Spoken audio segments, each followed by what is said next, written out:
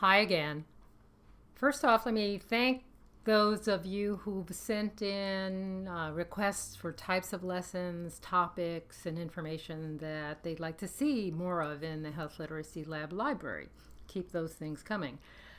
One of the things, not surprisingly, is that people would like to have some checklists, some ways to keep tabs of the many things they're trying to do when they are writing or reviewing texts of any kind for the public. So the very first thing I thought would be to have a general language and layout checklist.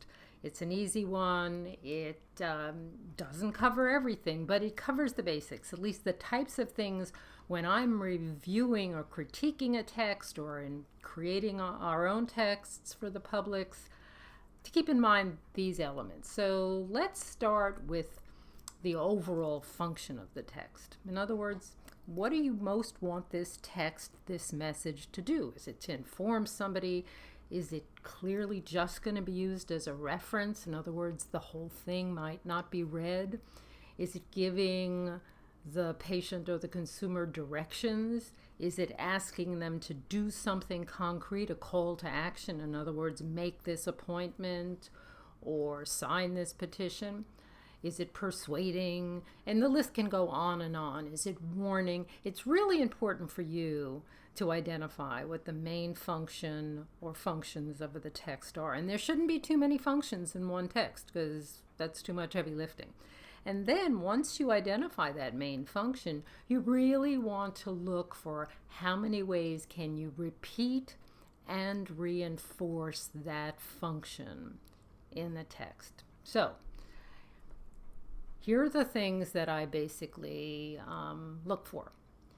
Is whatever cover information or title, is it clear? Does it have any meaning? If it doesn't really have meaning and get noticed, then either do away with it or come up with something else. Then is the most important message clear and repeated? This is probably the most common error we see in material. There's so many main messages, they're only mentioned once, and how's the reader or the listener going to remember all that?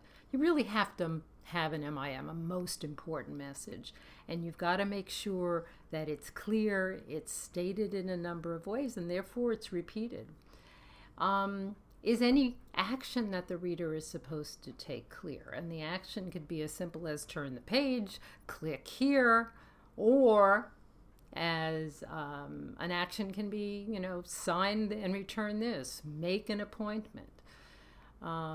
So those elements are at the top of my list. And then I look for the general organization. Is this one long paragraph that intimidates the hell out of me and my readers, or is this broken up in chunks? And are there headers that give me some breathing space? And actually, in the next slide, we'll talk about how those sentences should actually look in terms of line length. Vocabulary, is it appropriate for the audience? Okay, that's a no-brainer. If we're using vocabulary and we have, astrophysicists in mind and we're writing for the general public, then our vocabulary is likely not going to be appropriate.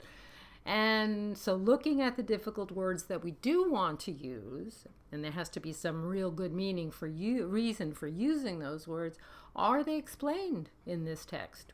Either right in the text in a previous or following sentence, in the visuals, in hyperlinks. There's so many ways to define and elaborate on new and difficult words.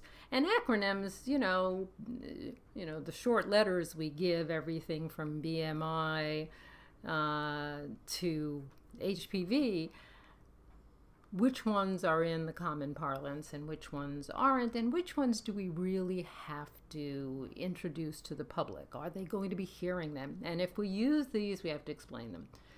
The sentences, by and large, have to be easy and active. But that doesn't mean you can't use complex sentences. And we have a number of lessons in the library about how to write good, cohesive, complex sentences. So you want to find variety in your sentences. If every sentence begins with a noun, adjective, and then a verb, it's going to read very blandly. It's probably overly simplified in structure and content, and is not going to convey what you want to convey. The tone is always important. Is it polite? Is it respectful, but is it also engaging? It's a hard balance, but it's worth trying to work at that. And any help messages or contact information, is that present? Is that clear? And are they easy to use and perhaps even repeated? So that's the basics of like what I call the surface level audit that you can do with the message. And here is also basic surface level audit for layout. Obviously, uncluttered with ample white space is important. Now, too much white space is also a problem because we get lost on the page. Where should our eye go to next? We want fonts that are not tiny, and I'm amazed, even in my own website, how small some of the fonts are in these templates. You know, we don't want people who already maybe reading with less ease to struggle with the font size or even sometimes the typeface itself. The line length is very important, especially online. We see very long line length, and that means from one margin to the other. You know, sentences that are reading across at 15, 20 words, say 2-sentence lines, you want to keep the actual line length, the number of words in a visual line between the margins, shorter. You know, think, dare I say, People magazine. You know, short columns, short, easily consumable visual chunks. Are you using things that help break up the text and don't cause the reader to have to read so many sentences? So in other words, when you can put in a bulleted list or a list strategically, why not? You know, we're not writing or reading the great Russian novel here. And when we try to emphasize information, whether it's bolding and in color, we want to do that strategically. You know, you don't want to bold sometimes and underline other times. You know, be strategic about the actual grammar that you're setting up or that is set up for this text.